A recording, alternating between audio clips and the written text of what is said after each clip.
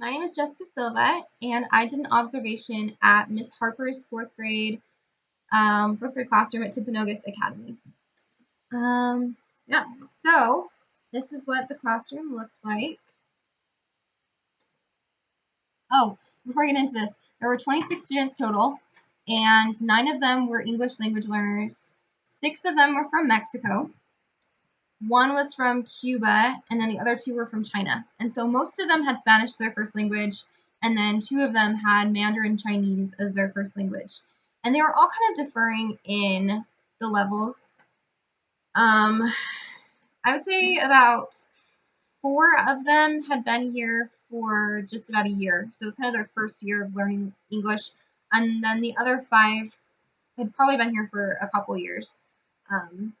The one student in particular that struggled a little bit more than the others was a girl from China, and she had a little bit more struggled a little bit more than the others with the pronunciation and couldn't quite understand as much English as the others. And I'll go into her example later. But to begin, this is what the classroom looked like. My beautiful picture. We have the whiteboard up here. Teacher's desk was in the corner, and then these are the students' desks in this little box style. And then we have this library, which is just bookshelves down here. And this is where they got the books that they would read from. And there were little bean bags over here, too, that they could just go to during reading time just to read silently. And then over here was this desk that was used for group work.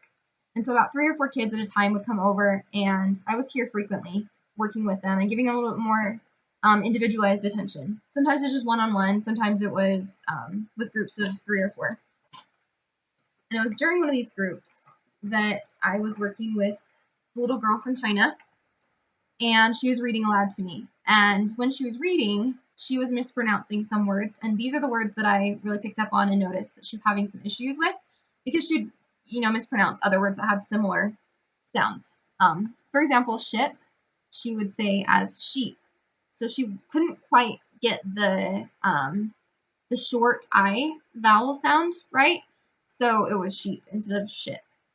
And then on this one, the L sound at the end of full was a little bit difficult for her to pronounce, and so she would kind of leave it off. It would be more like pho. She couldn't quite get the L to sound right when she was pronouncing it. And then the V sound, instead of doing the V, she would do more of an F. So instead of voice, it would be voice. There's one example. And I just kept reading with her. I would have her listen to the way that I pronounced it, and then just have her copy that and just practice. And so we practiced for a while, and it was helping to get her a little bit more comfortable with it and trying to help her pronounce the words and make her mouth want to say those sounds. Okay. And then another example, they were due popcorn reading. And so they had this book, and the teacher would have them go around the class, and everyone would read a paragraph. And I noticed that when they were doing that, I can't remember the name of the book they were reading, but uncomfortable, the word uncomfortable showed up quite a few times. And I noticed that it was a struggle for a lot of the students to say uncomfortable. A lot of the English language learner students to say uncomfortable. And it's kind of a difficult word. It's a big one. It has a lot of consonants together really close. And I know that's difficult, especially for the students that had Spanish as their first language. Trying to say uncomfortable it's kind of hard to get through all those consonants. And so they'd kind of shorten it. They'd say uncomfortable and kind of change the M to an N sound and shorten it so they didn't have to go through all of the letters, all the sounds. So I have this written out.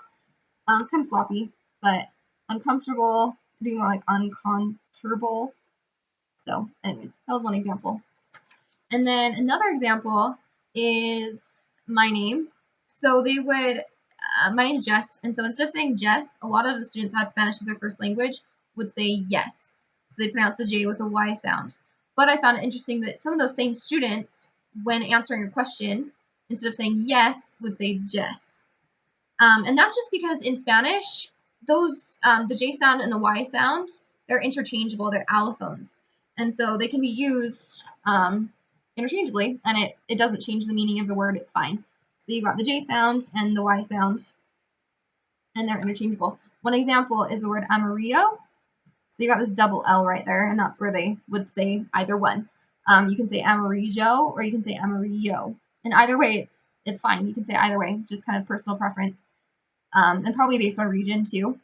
So anyways, yeah, so they would kind of switch those up a little bit. It was just kind of funny hearing that, but I would just gently correct them and, say it to them and just help them to kind of recognize when you would use, if you see the J, then it's this sound, the J sound. And if you see the Y, it's the Y sound. So, yeah, so that was fun. Okay, and in the last example, they were writing thank you notes to a congressman that came into the class.